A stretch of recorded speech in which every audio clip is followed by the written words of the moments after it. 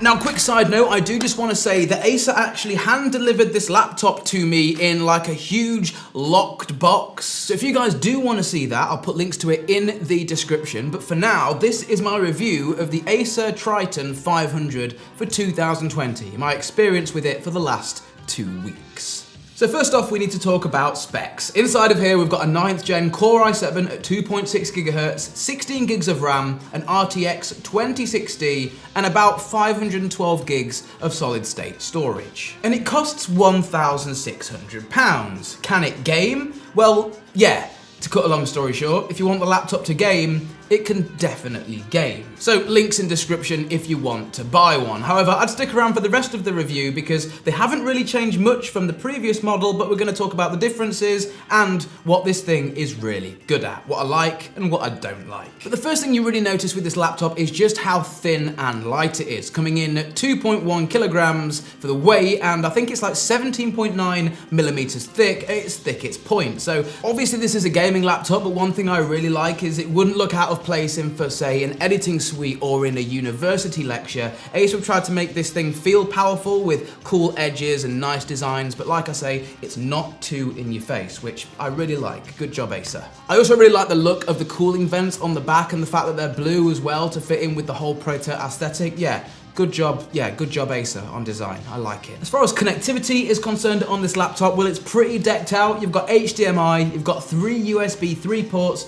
you've got 1 mini display port, you've also got a headphone jack and a dedicated microphone input jack for those of you that are obviously gaming with microphones. It has an Ethernet port on the side of it, and it also has a dedicated power port on the side of it. If I was really nitpicking and wanted to say something, it would be that that USB-C port can't be used to even charge or just slightly top up the laptop's battery, which is a shame, but again, it's not huge. And on the other side, the power brick that actually comes with the laptop isn't big anyway, like I was expecting it to be so much bigger for a gaming laptop. Opening the laptop up, obviously you are presented straight away with the keyboard, and again, it's something that I actually really liked. For such a thin and light laptop, they had a decent amount of travel. They didn't feel too mushy. In fact, I would say this is one of my favorite laptop keyboards that I've ever typed on. I really, really like it. The keyboard is also backlit with 3 separate zones of lighting. Obviously that's to keep manufacturing costs down, but as long as my keyboard lights up so I can see it at night time,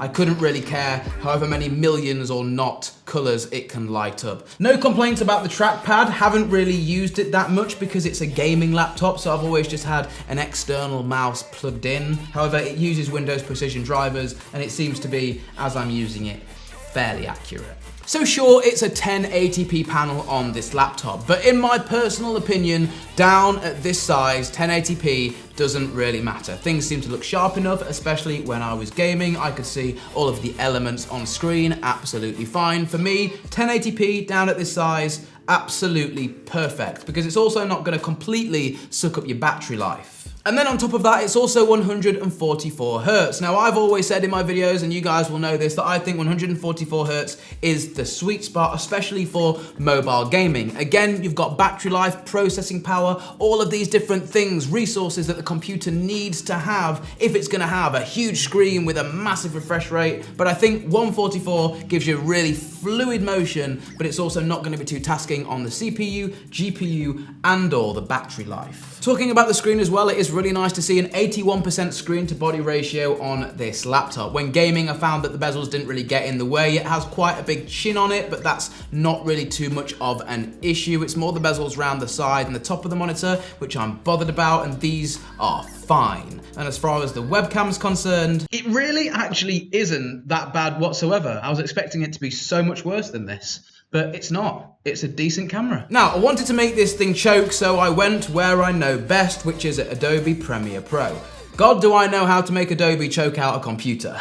However, the tests here weren't simply to make Premiere Pro choke this laptop out. I wanted to see if this could be a viable option for somebody editing on the go. A friend of mine I know called Eve Pro, who does all of the cinematography events for people like MK and Gorgon City, different things like that. He travels around the world with them to different gigs and needs a mobile editing workstation. So for somebody like him, would this do it?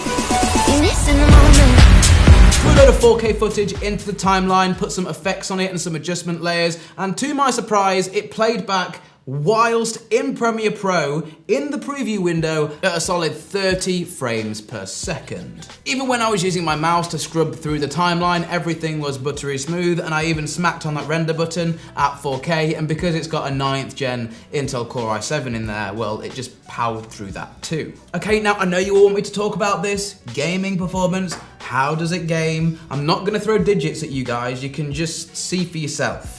So I've put at least a good 4 to 5 hours of Apex Legends down on this laptop sat at my kitchen table throughout the entirety of me playing, plugged into power, 0 frame rate issues, like nothing bad to report on Apex Legends. I wanted to get a ballpark figure for Fortnite for you guys. I was getting about 240 to 250 FPS there. I also downloaded Call of Duty Warzone, which is a brand new 150 player Call of Duty game, which is in the Battle Royale stance. And yeah, on there I was getting about 150 frames per second. Yet again, brand new game that literally only came out a couple of days ago. AAA titles here, and it's just smashing them. Now, whilst I was testing out the laptop's gaming performance, I wasn't running any other strenuous testing in the background, or I didn't have Google Chrome open or Premiere Pro or anything else that could be using system resources, because I wanted to see what this machine would be like actually to use and game on, instead of just simply looking at numbers and figures. However, this laptop was actually running Call of Duty Warzone better than my actual gaming computer, and I think that is simply down to hardware and software optimization just doing bits for this laptop. Now, usually I'm really not a fan of pre-installed software when you buy a computer. So you would think that with this laptop, it having its own dedicated software and a dedicated button on the actual keyboard to launch this software,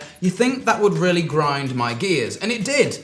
And it did, until I actually used the software. So you can go in here, you can alter things like the fan settings, the fan speeds. Now, I do want to talk about the fan speeds because I know it's a hot topic, pardon the pun, but when I was gaming with this laptop, it didn't actually ramp up whatsoever. However, if you go into here and turn the fans on full, it is definitely audible. But like I say, when I was playing games, I had absolutely 0 fan noise whatsoever. Now, clicking the turbo button or overclocking the laptop through the software does 100% ramp up the fans, and they are audible, that audible in fact that you would want to be wearing a set of headphones whilst gaming, but it does get you a little bit extra performance. In my testing, it actually worked. It did overclock. I was getting around between 15 to 20 frames per game extra than what I was getting without the overclock turned on. But it actually wasn't necessary for any of the games that I was playing, so not really sure there. Suppose it's just good for the future.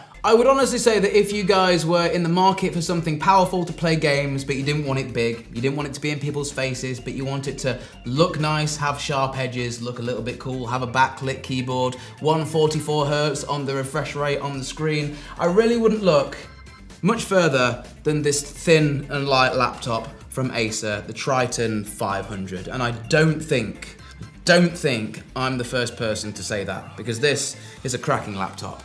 But for now, mine has been Alex, this has been TechFlow, and we'll see you in the next one. Adios.